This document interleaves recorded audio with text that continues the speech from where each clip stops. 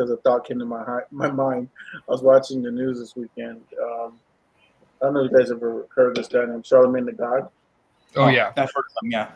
Yeah, he's pretty funny. But the reason why I laughed and chuckled, he called Tim Walz a DEI hire. oh yeah, for sure. Yes. And so I was laughing in my head because I was like, it's so weird because that's what we usually, associate with the white male. Yeah. That's what it was. Everyone, when Harris became the nominee, or the presumptive nominee at that point, I guess, everyone was like, okay, what Midwestern white guy is she going to pick as VP? Those are the only options. And like, her and Mr. Shapiro was the only two options. Yeah. Yeah. No, it was a couple. It was the governor from Kentucky, Shapiro, Walz. I'm missing one of the. Mark Kelly was running at one point. He's not Midwestern, but. Yeah, I knew that Mark Kelly thing was a far fetch. I knew they couldn't lose a Senate seat, so I was like, that's not going to happen. Yeah. But there's another governor. I think it's like South Carolina, something like that. Well, no, there was also. Oh, you're thinking of also Roy Cooper. Roy Cooper is in the running back. Yeah. What is it, North Carolina? North Carolina. South? North. Okay, sorry. I get the two confused. Which Kamala Harris is polling above Trump in North Carolina as of today, or at least polls are coming. North Carolina has the potential of being a blue state. Of all the southern states, it can go blue. I think they went blue for Obama.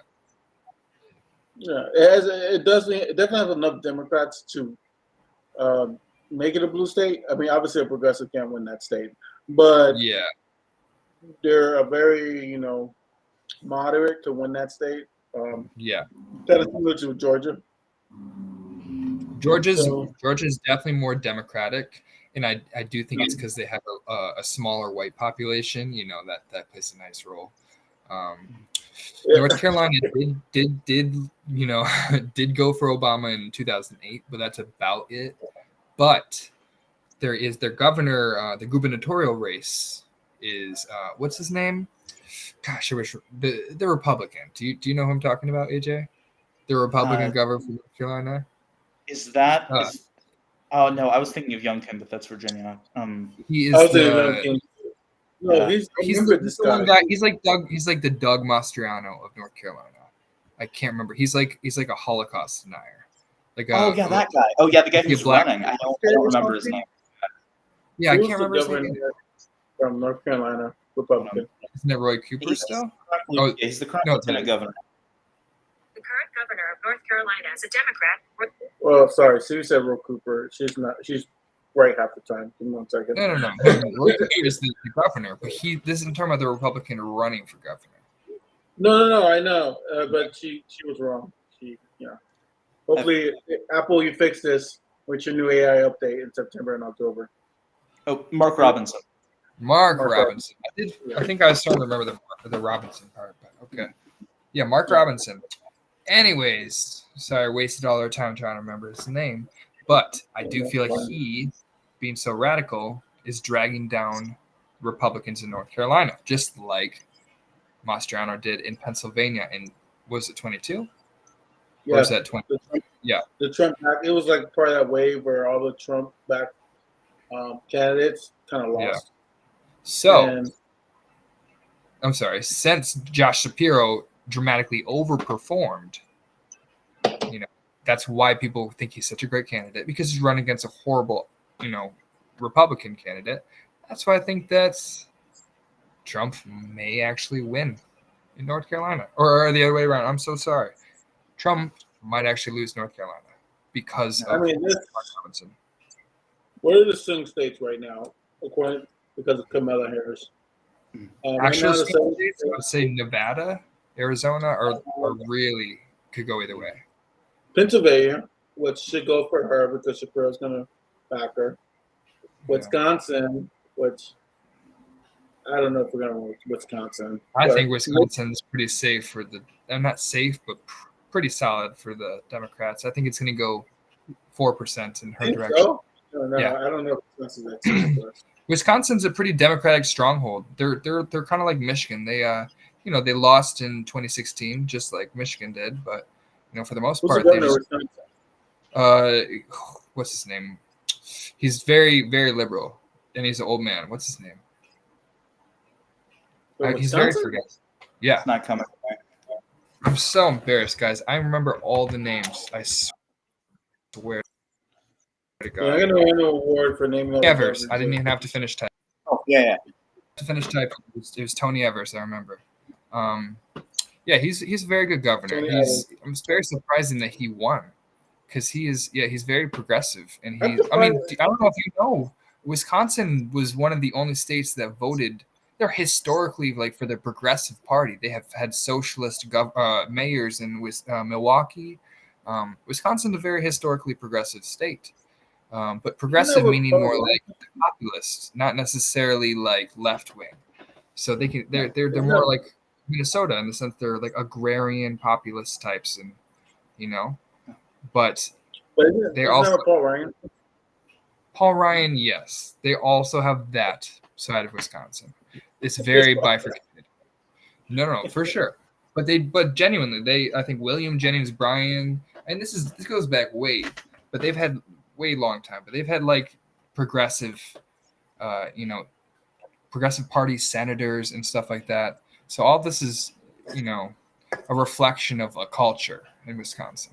And I think the more that Trump and the Republican Party trends more and more anti-union, which they have been, I think the more the upper Midwest will become even more solidly blue than it already is. I think J.D. Vance is supposed to try to change that, but that's becoming terrible thing. If J.D. Vance were a better politician, then maybe. Yeah. But, yeah. I know Trump is literally he feels like an idiot. He's like, bro, that's like a terrible pick. Trump should have picked Burgum. I believe that's who he wanted initially, if I remember right, until everyone talked him out of it. I don't even think that's the best pick, but it would have been a better pick. I actually like Rubio. Yeah, but wasn't there the thing about you can't be from the same state? Yeah, but Trump's not really a Floridian. He's just there because he doesn't make it. Okay, but it doesn't matter if he kind of is. That's his home state. Yeah, on an official ballot. So I don't think it can't happen. You're right, Seth. But I kind of was rooting for Marco because I think. Oh no, I actually agree with you. I think he would have been a great choice if it wasn't for that. But isn't that why Trump dropped him out of consideration because of that thing, or is that just the primaries? No, the two-state rule, which is such a stupid rule. I never understood that rule. Isn't it about not being? Isn't it about avoiding corruption? Like somebody or a family member, you have your your cousin as your vice president or something. I don't know. I never even heard the rule. It was the first year in politics I've ever heard that rule. I've never heard that you can be from the same state. And then I guess because a lot of these all the good candidates are all coming out of the same states. So it's so that's where we're at. I mean, liberals are in California and Republicans are in Florida, so it's not a. Texas. Jesse, Florida's farther red than Texas. No, I legitimately think Florida will be more Republican than Texas this year.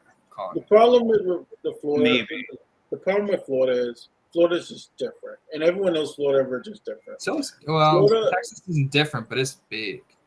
The difference between Austin and rural Texas, though, is very vast. I think there's just a lot of divide in general between urban and rural areas, and that's just across the country, completely different. You could be a San Francisco in the middle of the Midwest, but just because you're completely surrounded by other liberal people in the city, that's just how it is. I think it's across the world, or I might be across the world too, but I know across the country, it's just a big divide between people that have to live in a city and are surrounded by other people and have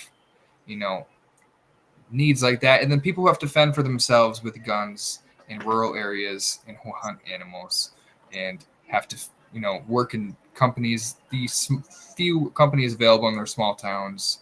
So there's a lot of different issues in the country. that people Oh, face different. I agree with you. I just think Florida is different because the thing about Florida and why people can never get our state right, and like how someone like Trump can win and then someone like Obama won it. It's the reason why we have that vast difference like you're talking about. Like we have major cities here, from Miami, Tampa, Jacksonville, that can really turn us blue. But then we have a lot of rural areas like Texas who can really turn us red. And when the cities don't vote, we look like we're a red state. But when the cities do vote and we turn out in droves, we can always turn the state blue. And that's why we're purple. I know it seems like lately Florida's been this red state, but in reality it's just because this governor, he ran for president. So he has kind of like that, that backing that most people get when they run for president. But it's not. I mean, his popularity was before he ran for president. He was always. I think we haven't seen what will happen since he ran for president. I'm curious because now he's more unpopular than ever. Okay, so when he ran for governor first, there was a guy named Adam Putnam, and you guys don't know him, but if you're from Florida, you know who he is. But essentially, what he is like his family, the Putnam family. They have like all these farms in Florida, oranges and apples, whatever. He was supposed to be a Republican governor of Florida. But what ended up happening was Trump endorsed DeSantis, and then, Trump is popular there. And it's not because, Trump is this super Floridian. He's popular because he's more of an Elon Musk kind of character. And then people, if you've been in Florida long enough, you can see Elon Musk has a very big influence in Florida, because of just the way he thinks like a Floridian a little bit. And so, because he has more of an independent thinking. And if you look at Florida's voter rolls, you'll see that Florida's 1/3 Republican, 1/3 Democrat, 1/3 NPA, non-party. So we have a big wave of like independent thinkers. So that's what ended up happening in Florida. It seems like we're red state, but we're really not. We're really still purple. But it's just recently that we've had this governor who's kind of been doing this super like Hitler thing, and people like it because Florida loves strong men. That's just who Floridians are, and so that's why it seems like he's so popular. But the reality is, once he gets out of there, he probably did so much damage to his party, the Republican Party in Florida, that Republicans probably not going to win the state for another 8 years. But I don't know. I run a soapbox about Florida. Let's take it back to the presidential elections. But I can tell you this: the swing states, there's 7 major ones.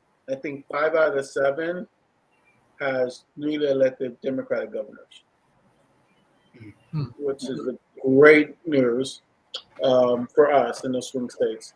So I think that Kamala has a lot of data that she can use now to go into the general to be like, look, you want Trump, you know what you're getting. With me, you know what you're getting too, but I'm not that guy. So I think that works. I mean, that normally doesn't work, but it worked for Joe Biden 4 years ago. Like, yeah, you may not like me, but I'm not that guy. I think there's some genuine passion for Kamala Harris Walz presidency too. I don't think it's just the better of both equals kind of deal anymore. And I think a lot of the swing states, like I think Arizona will go for Harris, and because Kari Lake is also the Senate candidate, it's inherently going to look bad for the rest of the Republican Party that they are affiliated with somebody as radical as she is. Genuinely, but Nevada might go for Trump. I could see that going in his direction. You think so? Yeah. No. Obviously go either way. I think it's getting blue. I don't think it's. You guys tell me. I mean, Harry Reid carried that state for years. I've been really following Nevada. I've been seeing some weird reports and polling, and it's a bit hard to believe.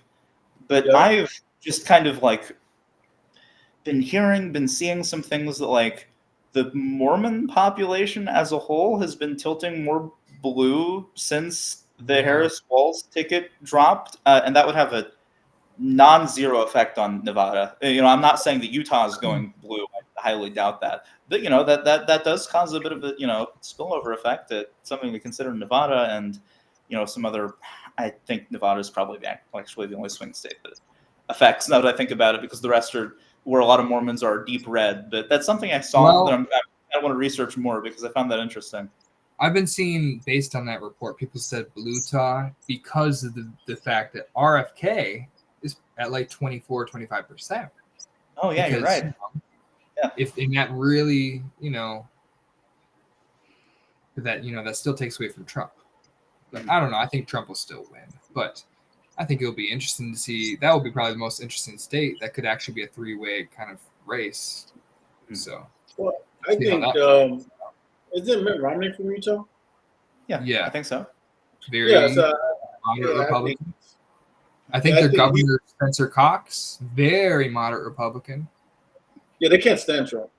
Yeah, so they're gonna do whatever they can to, tell people to vote blue, but they just can't stand it. Yeah, I mean Utahns, Mormons generally, they tend to be moderate Republicans, but they tend to be very like militant moderate Republicans. Like they really, really stick to it. So, and usually that translates to like begrudging votes to someone like Trump. I don't know. We'll just have to see what happens. It is very interesting though, because I just want the map low key to shake up. I'm very sick of the same swing states and talking about the same couple of states. That's why Georgia was so interesting, because that one kind of came out of nowhere. But I do think Georgia is going to continuously trend blue, because that was always a result of voter suppression and stuff like having only one polling station in this giant Atlantis, whatever. We all know what happened in 2020 and 2016. So, but yeah, I think the race is pretty set at this point. I think pretty much any state that's trending blue is going to stay that way. Yeah, I think so too. I was never going to go blue again, in my opinion. I think Iowa, they just have continuously gone further red since Obama. Wait, Iowa, like IOWA? Iowa, IOWA. Yeah, they voted for Obama in 2008. Okay. So they used to be a swing state. Really? They were. Yeah, you don't remember that? They were considered a swing state every year until after 2016. Now they were 2020. They didn't even mention Iowa, but 2016 they were considered a swing state. And I think Iowa's gonna be solid red forever. That's what I'm saying. Yeah, they're so about farmlands out there now. It's like they lost their progressive roots. Yeah, they're becoming. It's all about farmland, and it's becoming, like you said earlier, Seth. It's like two tales of two countries. Where one portion of the country is rural, they tend to vote Republican. The cities are voting Democrat, and we're literally becoming two different nations. So that's just. So I can see more states like Iowa, Montana, more rural states just staying red. Yeah. And I can see other blues like California. Sorry. Yeah, now this is my soapbox. I swear, if it weren't for voter apathy across the board, Indiana would be a swing state. It would still be lean red. I'm not saying anything too crazy. It would still be lean red, but Indiana, it is a Midwestern state. It's a Rust Belt state. We have a decent non-zero amount of cities here. It's not the most populous state, but like there is an urban part of Indiana. People that aren't from the Midwest don't remember that because it's so red. They're like, oh yeah, who really lives there? And it's never going blue. But like we do have cities here, and in fact. Cities that tend to swing. Terre Haute used to be, I think, before the 2020 election, it used to be one of those like bellwether cities where it would usually vote with whoever won the election every single year. They missed that in 2020, voted for Trump. Other than that, I think they have a nearly perfect record. I think, but what screws Indiana over is some level of like material voter disenfranchisement, of course, but also just voter Mhm. apathy. We have a really, really bad problem. I think in 2022, during the 2022 midterms, we were like the least voting state in the country. So that, I don't know, it fascinates me, and that's kind of becoming my pet issue. Is I really want people to have a little bit more faith in Indiana, because what screws us over here, the reason why we're not, a more stereotypical Midwestern state in that way, is because like nobody votes here. Like voter turnout is abysmal, and I'm really, really upset about that.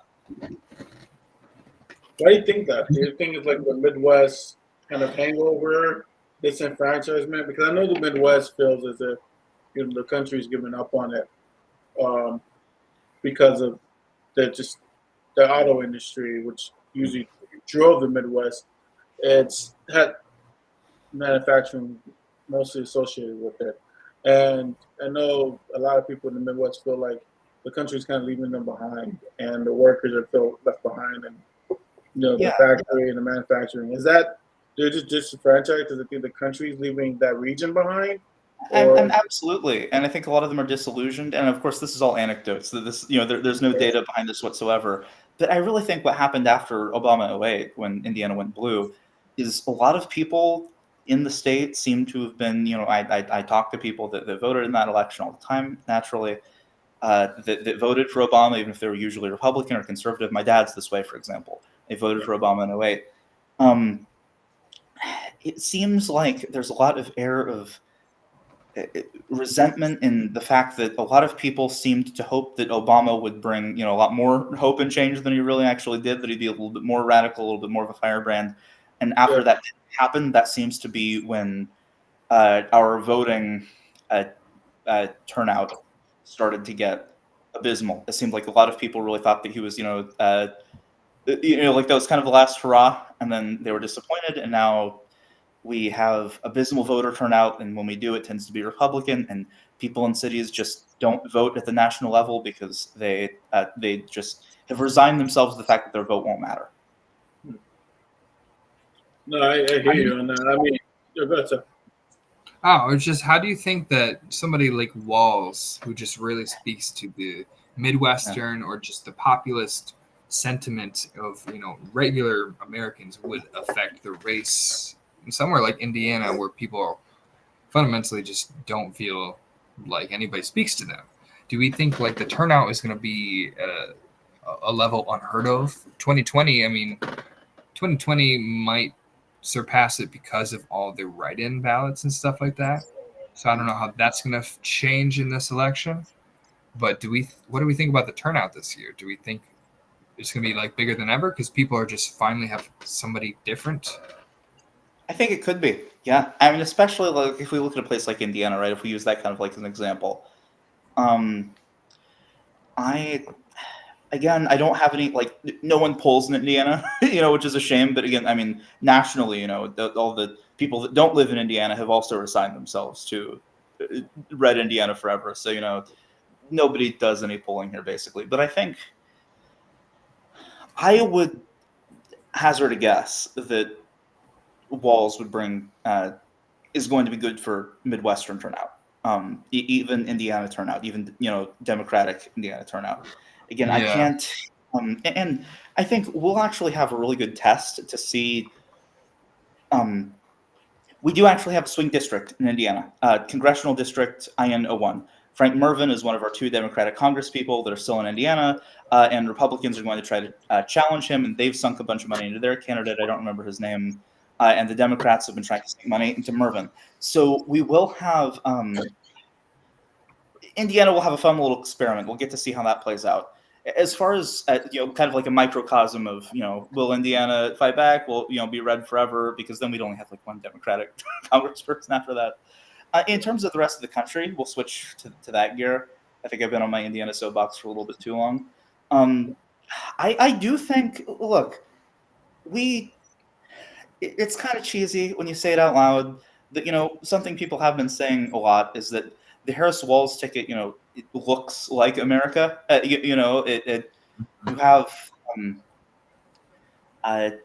2 people from different backgrounds but united in very common causes. And of course, Joe Biden was also an old white guy, but no one felt like personally attached to Joe Biden. I mean, some people did, but not enough people. Not really like non-political people. I think very not political people. And I think Walz is going to fix that. So I think the Democratic base is energized for a reason, and I do think that will translate to good voter turnout for them. Among people who really don't vote, I don't know. I'm genuinely struggling to get a good reading on whether or not really apolitical people are really feeling at this election, and whether or not the rhetoric is getting to them. The good news is that everyone who fits that category that I have spoken to that has talked about voting has talked about voting for Harris Walz, which is awesome, which is great. But I don't have a good reading on whether or not the average apolitical person is going to turn out this election. And I think here's what I'm thinking. All right, so I have this one friend who's very. All right, so a lot of people at my job, that's my real key polling area. They're just regular people. They're not very. I'm by far the most political person there. They, for the most part, don't love Kamala Harris because they know her from California, and like, I don't know if that's a good representation of the rest of the country, but people overall seem to be a lot more enthused by Walz. I mean, I'm pretty bought into both of them, but people kind of had already developed an opinion of Kamala Harris over the last 4 years. She's been the vice president. People always kind of felt like about her, and I don't think that a lot of apolitical people that's changed yet.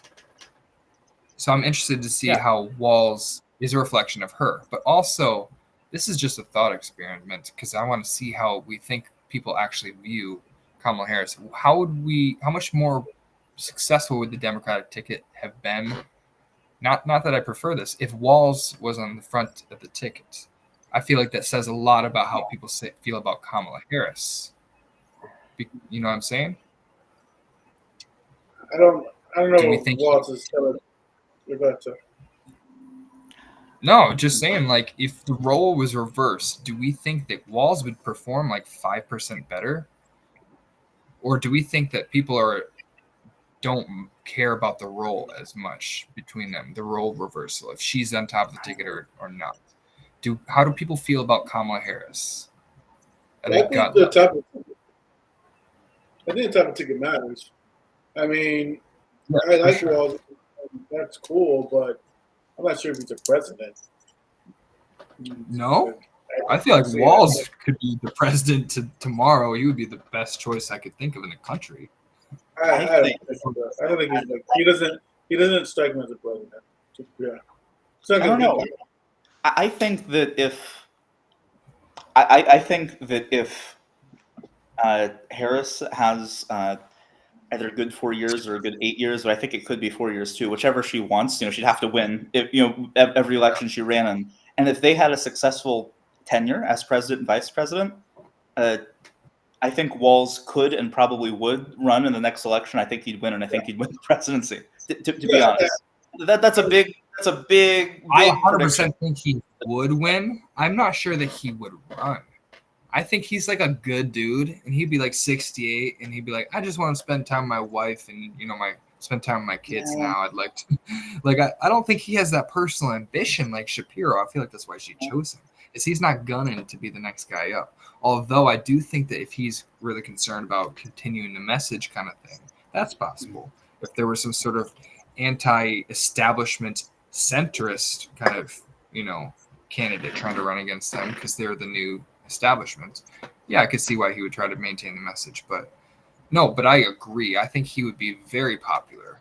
I just am curious how many people are like, yeah, this guy's cool, but I just don't like Kamala Harris and I don't trust her. That's kind of what I heard from my friend who is still supporting RFK.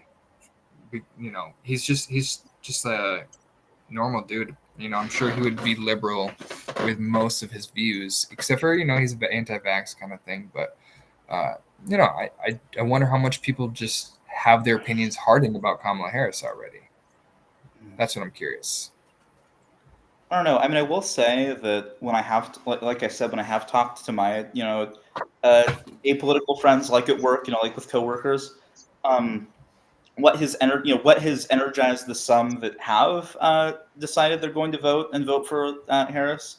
They were energized by Walz. Like I was talking to my coworker that I have now just the other day, and we were sitting, we were writing to like change shifts and things like that, and he was just like, okay, so I'm not big on Kamala Harris, but after she runs, we'll get to have this guy as president. And he showed me the picture of like, kids hugging him, like that iconic picture. And that those are the sorts of things like got him jazzed. Why he's voting for Harris now, even though he's kind of an apolitical guy in general. So, to your point, Walz is what seems to be energizing people when I've talked to them.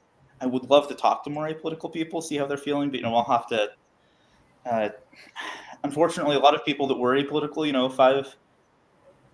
8 years ago, have their minds set now. So it's getting harder and harder to find, the median voter to really means test. But no, I agree with you guys. I mean, like I said, I like Walz. I just don't think he's the president right now. Obviously, 8 years of him being a VP, obviously that perception, my perception of him will change. But do you think that your opinion of Walz not being set to be president is just because you haven't heard of him, like for a couple, you just heard of him? Because as for me, his experience says he's more experienced. He's more ready to be president than. I was going to say Kamala Harris, but I guess she was vice president. But before that, he would have been more qualified than she would have. He's been a governor. No. He's been in, the legislature. He's been in the military for 20 years. He's, he's been within the education system. He's touched a little bit of everything. I feel like he's very qualified in a lot of arenas. He became political because of his daughter, because of a healthcare thing. Like he's touched every issue. I feel like that gives him more experience than most Americans could possibly ask for. And there's a sense of populism that comes into being president in the United States. And that takes time to build. I mean, as much as we don't like Trump, you're talking about like coalition building? I'm talking more like coalition building is one way of saying it. But another way of just saying like, there's something about you being in the public eye nationally for a couple of years before people can anoint you. And as like, okay, he can become president. Because what happens is right now, I mean, like I said, I didn't know who he was, but when I got to know who he was, I think he was a good VP pick. But I didn't think he was a good VP pick because I didn't know who he was. And so I think a lot of Americans feel the same way. It's like, we don't know who he is. And and the problem with running for president is the 2 years that it takes you to become president, 2 years it takes to get to the primary, develops who you are, in my opinion. This is my opinion. Develops who you are and what kind of president you can be. So when I see someone who just, like JD Vance or Tim Walz, I see people like, the party knows who you are, but do really Americans know who you are? Because what happens is with JD Vance, that is not happening on our side, but you can see that's what happens when you pick someone who doesn't have a national profile. And then once he gets a national profile, now people are like, it's going like, oh, this guy is going to become VP, is he? And so it's hurting Trump. Tim Walz hasn't done that to Camilla. It's actually helped her, but it's that's my reason why I don't think he looks like he's a good president yet. It's really because this hasn't been on the public scene nationally for a very long time. Well, that's kind of what I'm saying. Go ahead. Go ahead. I was gonna say, I mean, and like let's be honest, like that's why Harris is at the top of the ticket, right? Like, exactly. There's so much momentum built up from the Biden campaign, they couldn't really fully switch. Why would they? It wouldn't really be a great decision. I think this was. It's hard to talk about hypotheticals like that because it's like, okay, how much would be different? For Walz to be at the top of the ticket, in a vacuum. I don't know because of the way everything ended up playing out. But I think what they're doing here is really smart. Is that Harris has had the opportunity to introduced to the national public, a guy who is it has been important to his party regionally, and now he can be like an up and coming national figure. And I think that's a great way to build out, another darling within the Democratic base, within people to the left of center that could run for president one day if he really wanted to. Because I think the pool of future presidential candidates right now in both parties, the Republican Party especially, but even in the Democratic Party, the pool for potential future presidents or just federal, even Congress people, senators, it feels kind of slim sometimes, in terms of the talent that's currently there, because neither party has done a very good job at all nurturing the younger generation to fill any of those gaps. So I think, it's good that Harris has even had the opportunity by being the nominee to pick someone out from a state and kind of put them on the national stage, because we're going to need that for 8 years. We're going to need some guy that could be the presumptive nominee if he wanted it. Yeah. I just feel like a lot of Americans are just going to be permanently dissuaded from the older the candidate, the worse. Like, I think candidates are just going to get progressively younger. That's what I think. So I'm not so sure that when he's 68 or whatever, if he's going to feel like, I know that that's still young in comparison to Biden, but I think, isn't that the age Mitt Romney decided to retire now? He's not going to, he's like 68. He's like, I'm not going to run again. I think people are going to, I don't know. If he runs, I will obviously 100% support him. Oh my gosh, that would be the best. But I think it's probably going to end up being somebody in her cabinet. She's got a chance to actually fill it with somebody new. It does sound like she's not going to go with just a new version of Biden's cabinet, right? As far as I know, she's going with a clean slate. So we got a lot of time to figure that out. It seems like we have a need for the party. I think Pete should still be transportation secretary, though. Me too. Not because he's done a very good job in the role. I'm not quite sure what you do as transportation secretary, but we've definitely had a good few transportation mishaps on his tenure that maybe transportation secretary should have been more involved in.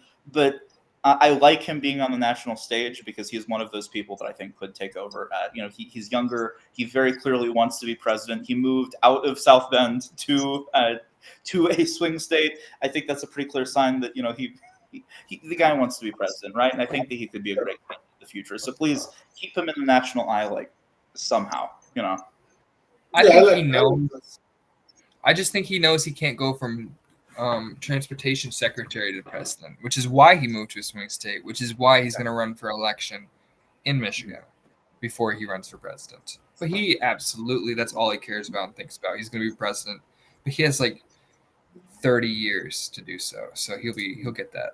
Right now he just needs to build the public resume, which I think he has. I mean, the transportation secretary. This is the most I've ever seen his name ever. I've never seen transportation secretary this much. He has the reputation, he just doesn't have the experience. Yeah. He needs and more again, experience. What we were saying is regionally, people know and like Pete for the most part. People in the Midwest, people in Indiana, people left of center in Indiana like him, but that's not, that's not enough to be president, right? So I think that the transportation secretary thing has been good for him, but he does really need to, he needs to do something in Michigan. I think it would be really cool if he was, maybe a senator or a rep, or something else that's very top level that we can keep him in the public eye, and then he could run for president. And unless something super, super radically changes about my politics, I'd support him. I'm already probably a decent amount further left than he is, so I don't know what would change that would cause me to not support him, but I like the guy. Yeah, that's fair. Definitely. I do think he'd probably be the next guy tapped in, honestly, but it's a long time from now. I think we have to verify that we're going to win this one. I think Kamala would be popular enough to win re-election, but after that point, I think we got to give it to the Republicans. Like they're gonna win it at that point. They're gonna win. I mean, if 8 years is long enough to figure out who their nominee is going to be after Trump. Yeah, no, that's a fair point. I'd take them a good 20 to figure that one out. It very well might be. It might have messed them up. They got like they didn't get that delayed gratification thing. They went all for the money all at once. We're gonna throw all of the eggs in one basket and die for this candidate. The guy's got to retire at some point. He's gonna die. He's old. What is left of the Republican Party after that? Like, seriously. Yeah, I don't know. I think if they lose too many times, they may actually shift towards the center again. That would be interesting. I could see, I know Nancy May started to shift a little bit right again to, suck up to Trump, but I think she was starting to get some interesting attention. Somebody that supports gay marriage, supports marijuana, not super wacko, but she's still conservative. I feel like that could be the potential of the Republican Party. It's basically what they do in Canada. They're gonna. That's how they stay competitive. Once you shift a country progressive enough, then we shift the Overton window back towards our sides for once. I mean, yeah, I think that if there's a blue wave and the Dems just knock out the Republicans this fall in November, I think they're going to have no choice but to shift to the center. I don't know how they would survive unless they want to keep the rhetoric alive that every election has been stolen from them and just go like completely fascistic.